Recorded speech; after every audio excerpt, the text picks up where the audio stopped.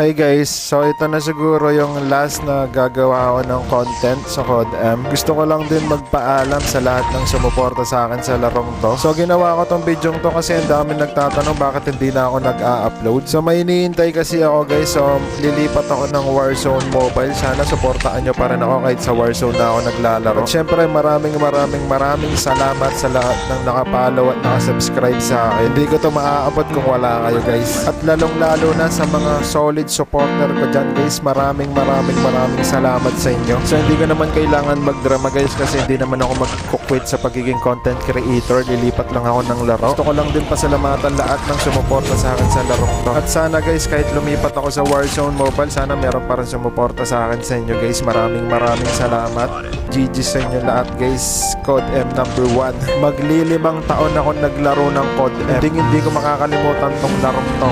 Maraming salamat sa inyo guys. GG's. At gusto ko lang din palang i-mention yung mga kakalan ko dito, lalong-lalo na si DX Echo at saka si DX Copper.